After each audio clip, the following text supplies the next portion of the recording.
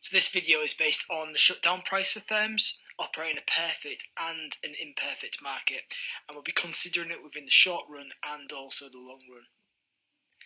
So first of all, what is meant by the shutdown price? The shutdown price is the point at which a company no longer is able to operate within the market, and that's because they cannot contribute towards paying off their average fixed costs. The company is most likely just able to cover their average variable costs at best, or they might not even be paying these as their average revenue isn't great enough. If the firm is forced to shut down, then what this means is that they will leave that market. So as the assumption that all costs are variable in the long run, we assume that if the firm is not able to make normal profit, then they will shut down. However, in the short run, the firm may still be generating subnormal profits and remain running because they can contribute towards their average fixed costs. So, if we consider a perfect market, just a reminder that in a perfect market, the firms are price takers and they operate at the profit maximisation point of MR equals MC. So let's assume to begin with that the price is 10.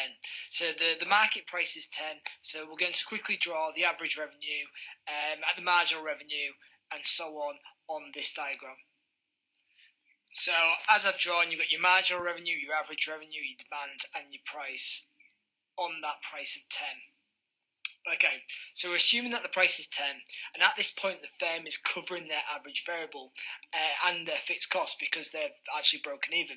At that point there, their average revenue is meeting their average total costs. And that's at the point where the marginal revenue has met the MC, so we can see that that is where the company is operating at that point. So this company would continue to run because in the short run, they're generating normal profits, they're covering their average variable costs, and they've contributed towards paying off their average fixed costs as well.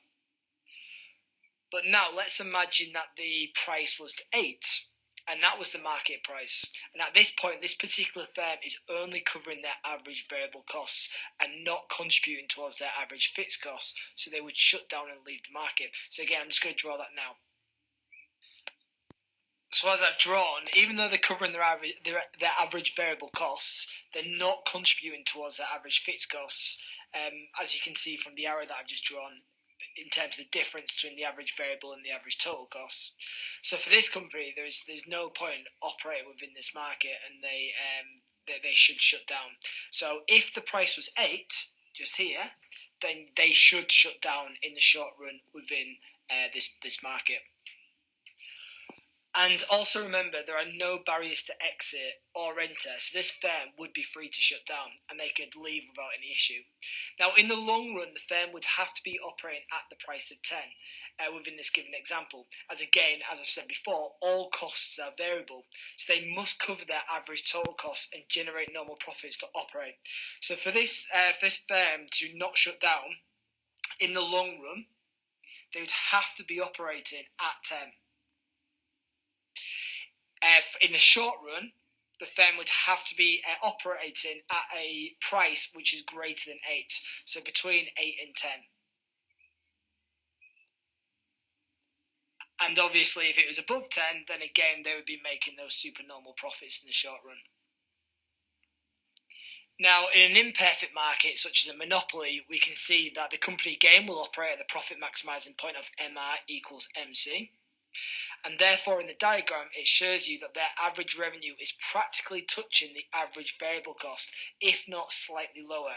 And therefore, they're not contributing towards their average fixed costs, so they would shut down. Again, if this was the long, we'd only be considering the average total costs, and therefore it's obvious to say that again, the firm would have to meet this point and generate normal profit to continue to operate. So again, I've just highlighted what price they're currently operating at P star, and they are just hitting their average variable cost. So again, in this diagram, this in the short run, this company would shut down. And in the long run, again, like I've said, just repeat myself, they'd have to be generating normal profits in order not to shut down.